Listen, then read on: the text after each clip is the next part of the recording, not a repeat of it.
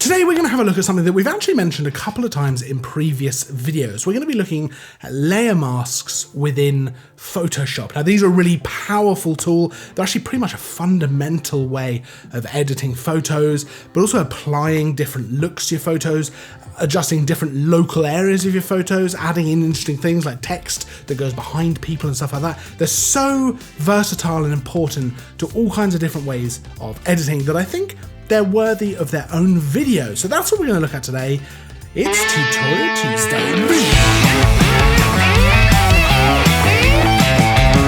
Welcome back to Tutorial Tuesday, where every single Tuesday, you get a brand new, fresh photography tutorial. Now this week, we're diving back into Photoshop. We've done a few videos in Photoshop, you know, sky change, removing things, adding birds, stuff like that. And we have talked a little bit about layer masks, but we haven't gone into that much detail, and they're such an important part of Photoshop. They're a great way of working non-destructively. They're a great way of editing different kinds of things, so adding effects or looks to certain parts of your photo, adding interesting things like text that goes behind people, things like that. There's lots of different ways to use them, and there's lots of different ways to set them up. So that's what we're going to go into this week. We're going to dive into the world of layer masks. Now before we dive into Photoshop and I show you what we're going to be doing, because we're going to have a few examples to give you a bit of a rundown of exactly what we can do with these, I want to tell you exactly what a layer mask is. Now it's essentially a way of telling Photoshop what on that specific layer you want to be visible or invisible. So you could think of it in some ways a little bit like erasing parts of a layer, except that it's not gone. You can bring it back if you want to. So let's dive into Photoshop. I'm going to show you exactly what I mean with the layer mask. Now we've got this image here. This was taken on the Sigma 35mm f1.2, a really lovely lens. I'm going to show you exactly what I mean by a layer mask. Now you can see I've just got the background layer there. I'm going to unlock it so it becomes layer 0, and we're going to go ahead and add a layer mask so I can show you exactly what a layer mask does. Where you've got your layers down here in the bottom right, you just come down right to the bottom to this symbol here to create a layer mask for that layer. So add layer mask, you left click that, and you'll see there's now a white box next to the image on the layer.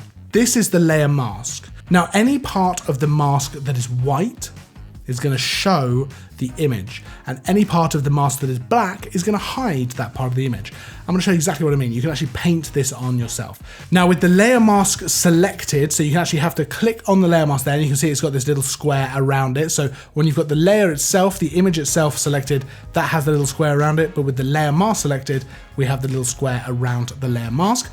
We're going to go over here to the brush tool. We've got black selected as our color, and we're just going to paint on there. And you can see as I do that, it is essentially erasing the image. But what it's actually doing is hiding the image. If you look over here at the layer mask down here, you can see that there is now some black on that white square. And that is essentially where we painted out part of that image. Now, if I want to bring that back, I simply go in, change my brush, my color to white, and I can just paint that back in. And you can see down in the bottom right, that's changing on the layer mask, which means it's a little bit like erasing part of your image, except that it's non-destructive. You can at any time bring it back. So you're essentially just hiding part of the image. Now there's loads and loads of different ways of doing that. That's a very easy way of affecting a layer mask, but you can actually do it in different ways that are not just painting on white and black. So let's actually right click on that layer mask and click delete layer mask. And I'm going to show you something that we can do. I'm going to right click on this layer. I'm going to duplicate the layer. So now we've got a copy and we've got the original layer underneath. They're exactly the same. If I make the top one invisible, they are exactly the same. But what I'm going to do, you can see this image has already got a nice bit of bokeh in the background, but let's say we want to make that really blurred. We want to add more blur to that background. That's absolutely fine. We can do that with a layer mask. Now, first things first. Now, the way we're going to do this is we're going to actually make the bottom layer blurred, so it essentially blurs everything. But the top layer, we just want to be able to see our subject so that she is nice and crisp and not blurred at all. So first things first, let's create a layer mask where everything on the top layer is hidden except for our subject. And the best way to do that, I think, in this certain situation, is to use the quick selection tool. Now I'm going to go up here to the top left and click quick selection tool. And instead of actually doing it manually, I'm going to click Select Subject. And Photoshop's going to intelligently decide, yep, that there's our subject, and it's going to select her. Now we can actually go in if we want to and click Select and Mask, just to smooth out any potential issues. If you can't see the actual selection, if it's not obvious, you can come up here to the top right where you've got your view, and there's lots of different ways you can do it. So for example, overlay shows you what you've got selected, and everything that's not selected is in red. You can come up to marching ants, which gives you that nice little kind of outline there. Let's go on overlay here. Let's just zoom into some of these, and on the left, let's select the tool that's going to allow us to just brush on what we want there. There we go. We're just going to get her hand. We're just going to get a bit of her coat there. We're not going to worry too much, but you can hold Alt and left click to actually delete parts. So I'm going to just do that here as well. And like I say, this isn't going to be too exact for this example, but we'll just clean up some of these areas. Won't worry too much about the area inside her arm here or over here. And that's fine. I think that's fine. I mean, if I was doing this properly, I would certainly go in and do a more thorough job. Right, then we can go ahead and click OK, and we've got our selection here. What we want to do with that selected is just come down here to the Add Layer Mask and just left click. And you can see in the little thumbnail down there of the layer mask that everything is black except for our subject, which is entirely in white. And that means that if I was to turn off the bottom layer, you'd just see her. Now, it's not the cleanest selection. We could go in and clean that up a little bit, and we can still go in and actually paint that ourselves if we want to. If I turn off the bottom layer, we're still able to go in with the normal brush tool. With black selected, we could still go in and paint out parts of this. And then we wanted to add blur to that background. So now we've got those separated. Let's come down to our bottom layer. Let's click Filter up at the top, Blur, Gaussian Blur. And let's just adjust this to where we want to get to. Now, the more we blur it, obviously, the harder those lines become. And we can actually change that. We can still go in and feather that mask a little bit, but let's put it to about 24.9, 25, and click OK. Now, if I come back up here to the layer mask and actually select that, you can see here there's a couple of little sliders. Feather just allows me to feather out that mask a little bit. Let's put it up to about 11, just to make it a little bit cleaner. Let's bring that down actually a little bit to, let's go about 6, just to make it a little bit cleaner. And you can see there we've really quite significantly added blur to the background. Now that's one way of using a layer mask. Let's open another example. So I've got this picture here of a sunrise at Beachy Head, and we're going to add a bit of a warm glow coming from the sky across the road and stuff like that, but using a layer mask. Now the way we're going to do this, we're going to come down here to a new adjustment layer, and we're going to hit gradient. I want to hit a linear gradient, but coming down. And let's go ahead and change the color. Let's make it a nice sort of warm. Yeah, something like that. Okay, let's click OK. OK. And let's just scale it up a little bit. And click OK. Now, as you can see, once I click OK there, it creates this layer, the gradient fill, and it actually comes with a layer mask already. So we can go ahead and click that. Now, by default, it comes in that everything is visible, so it's entirely white. We can actually change that by coming up here to invert.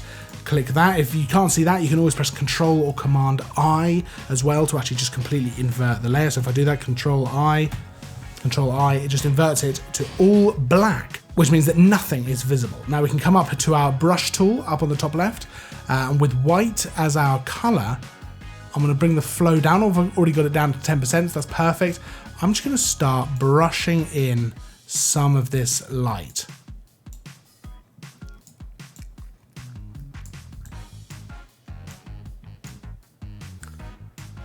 And as I do that, you can see actually on the thumbnail over on the bottom right, you can see there's white coming down there. Let's change the blending mode to soft light, or maybe even overlay. Let's have a little play with some of these. You know what, I'm gonna leave it as it is, but I'm gonna bring the opacity down to about 40%.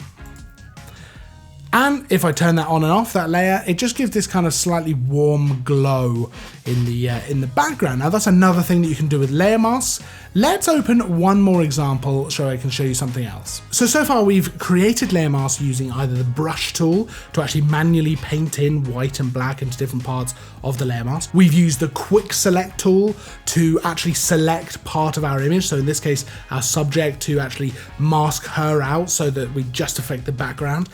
Now I'm going to show you how you can mask out very tricky areas of your image using the layer mask tool. Now let's go into this image here. This is taken in Rome, view across to the Vatican with St. Peter's. And just for the sake, I actually really like this image, but just for the sake of it, we're going to go ahead and change the sky. And it's quite a difficult one because we've got this tree up in the top left and we've got these trees down here as well. So selecting this area behind the tree, it's going to be quite difficult to mask out. Now underneath this photo, I've got another photo that I took, which is actually just around the South Downs with this sky, which we're going to use with the clouds and the sun and all that sort of nice stuff. So I've already brought this image over into Photoshop. I've already moved it to the top so that the skies are going to roughly line up. And what we're going to do is actually just click on our top layer here with the nice Roman kind of scene, and we're going to click Add Layer Mask. And you can see it's all white. I've got my brush tool selected. I'm going to click on black and I'm just going to start painting. Let's bring the flow up a little bit to about, let's go to about 75%. I'm just going to start painting in that sky. Now I can literally just paint across this sky that's here. I'm not being too exact.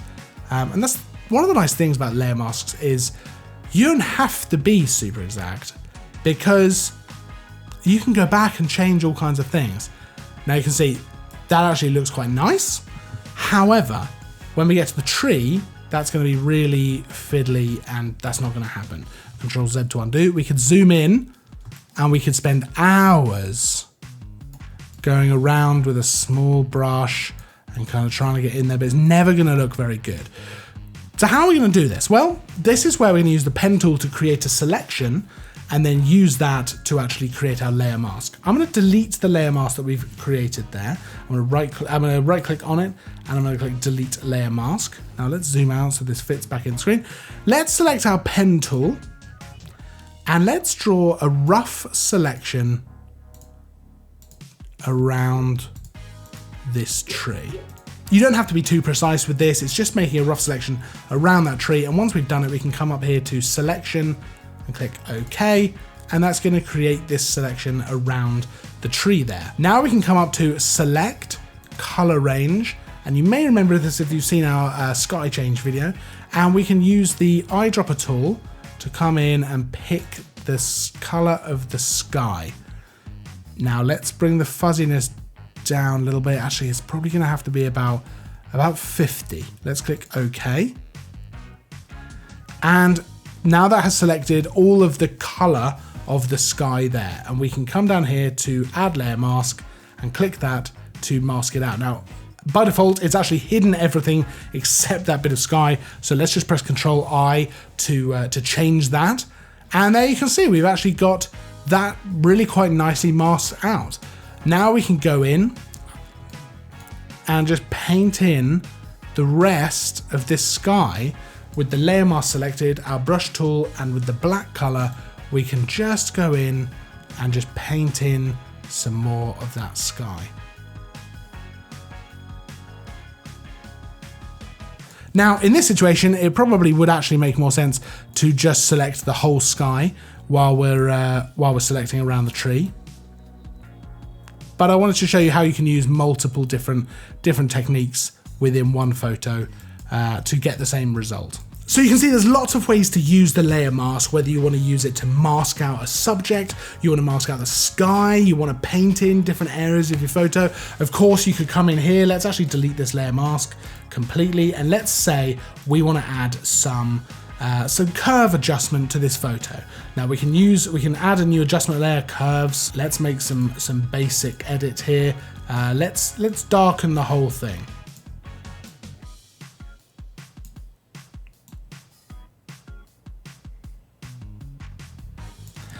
But let's say we only want that to be applied to the water. Well, as you can see, the curves adjustment layer comes with a layer mask as well. And we can actually press Ctrl-I to invert that. Use our brush tool with the white color. With the layer mask selected, we could just paint in that adjustment to the water here to make it darker. And if I turn that on and off, we've just affected that one area. We could do it to just St. Peter's if we wanted to make that darker. Probably wouldn't want to, but if we wanted to, we could. We can paint in this wall. And if you decide, I don't like the way St. Peter's looks, well, you can just come in and change the color to black and paint back over it to get rid of it. That's the power of a layer mask tool. There's almost no limit to what you could actually do. It's a great way of editing photos and having total control over what you're doing. There's loads of different creative possibilities with this, and it's definitely something that's worth exploring. Now, if you have any questions about any of the stuff you've seen in this video, because I appreciate there's a lot we've covered. You know, we've tried to go a little bit in depth with the layer masks, and I appreciate it's quite a lot of information. So if you do have any questions, pop them down in the comments. I'd love to hear any thoughts or comments that you have as well, so pop them down there as well. That's always lovely to read. If you enjoyed the video, don't forget to give it a like and make sure to subscribe for more content, obviously tutorials every Tuesday and loads of other stuff all the time. I'll see you in the next video, and as always, thanks for watching.